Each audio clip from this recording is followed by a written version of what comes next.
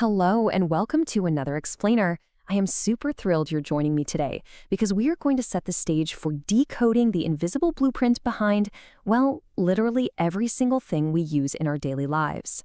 From the device you're watching this on, right down to the chair you're sitting in, we're going to uncover exactly what it takes to bring these things into existence. Okay, let's dive into this. Here is a quick look at our agenda for today. We're going to cover 1. How things are made. 2. The core ingredients. 3. The human factor. 4. Mixing the ingredients. And finally, 5. Responsibilities of a business. All right, jumping right into section 1, how things are made, the invisible process. So I want you to look around you for just a second. Have you ever actually stopped to wonder how your clothes, your shoes, your school bag, or even the screen you're looking at right now were made? It's kind of an invisible process to most of us as consumers, right? But every single product around you goes through a highly distinct production process before it ever reaches your hands. I mean, they don't just appear out of thin air, they are meticulously crafted. And to create those products, we need inputs. Which brings us to the entire core concept of our explainer today, factors of production. It sounds formal, but it's really just the resources or inputs required and used in producing goods and services. Businesses take these raw factors and combine them. And by doing that, they don't just create the products we love, they generate immense economic opportunities for people to engage in and actually thrive. Moving on to section 2, the core ingredients, building blocks of the economy. To really grasp just how absolutely crucial these building blocks are, take a look at this powerful insight from Vivek Debroy, the former chairman of the Economic Advisory Council to the Prime Minister. He noted, for a country like India, the largest contribution to growth in productivity will probably come about from more efficiently using land, labor, and capital. The real key takeaway here is that word efficiency. The magic isn't just in having the resources, it's about how effectively a society uses them to actually drive economic growth. Now, what's really interesting about this scene is how perfectly we can see two of those core factors in action. Take a look at this farm. The soil beneath the crops, that represents land, the natural resource. But look at the tractor right there. That represents capital.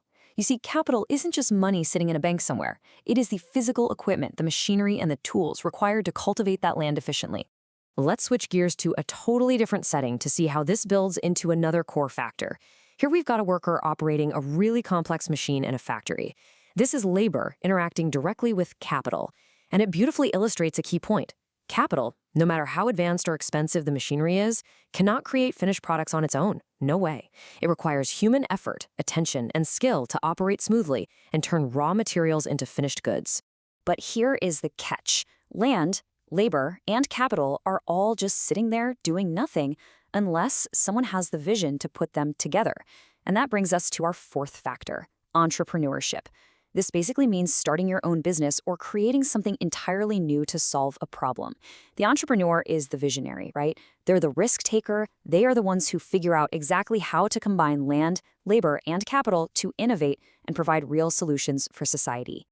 Which leads us perfectly into section 3, the human factor, the engine of value.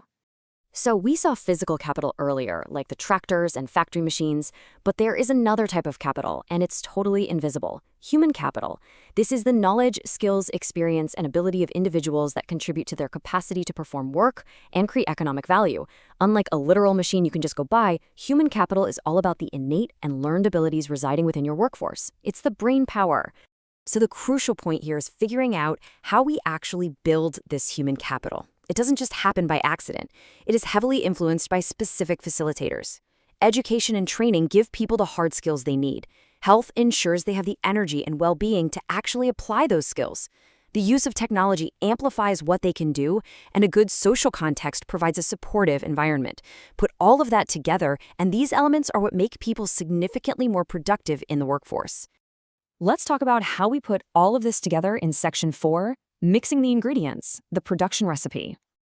And this brilliantly illustrates exactly what I mean by different recipes. On the left, we have a woodworker creating handicrafts. This is what we call a highly labor-intensive process. It relies heavily on human skill and effort, with pretty minimal complex machinery. But then look on the right. That is a satellite orbiting Earth. You literally cannot build a satellite with just hand tools. That requires massive amounts of capital, highly specialized machinery, advanced labs, and huge financial investment. It is deeply capital intensive. The big takeaway here is that there is absolutely no single one-size-fits-all recipe for production. The proportion of each factor you use depends entirely on the product being made. An agricultural farm, a handcrafted furniture shop, and a semiconductor factory use radically different ratios of land, labor, and capital to achieve their final outputs. It's like a giant puzzle. Now, providing capital to these businesses doesn't come for free, of course. There are financial rewards for those who supply it. A dividend is simply the amount of money paid regularly by a company to its shareholders out of its profits. And interest is the money paid by someone borrowing a loan to the lender for the privilege of using their money over a specific time. These are the economic engines that keep capital flowing into brand new ventures. Which brings us to our final piece. Section 5, Responsibilities of a Business, Beyond the Output. Businesses have a fundamental responsibility to the very people who make their operations possible. This means ensuring fair compensation so workers are paid justly for their labor and providing a completely safe working environment. It also means investing in their human capital through continuous skill development and training. And critically, it requires strict adherence to workplace rights. Things like preventing discrimination, ensuring fair treatment, and providing necessary protections like healthcare, because utilizing the factors of production ethically is just as important as using them efficiently. Before we wrap up today, I want to leave you with a quick, thought-provoking scenario just to test how well we understand the interconnection of all these factors. Imagine you run a restaurant. Suddenly, your space's rent doubles. That's a huge change in your land costs. Or a key helper suddenly quits, a sudden drop in your labor. How does this affect your overall production? Do you raise prices? Do you try to automate? Changing just one single factor sends a massive ripple effect through your entire business operation. It really makes you appreciate the delicate balancing act that entrepreneurs have to perform every single day. And there you have it, the blueprint to how our economic world is built, piece by piece, factor by factor. Listen, if you want to ace your upcoming exams with this kind of structured clarity, you can buy our highly requested chapter study bundles directly from the link mentioned right down in the description.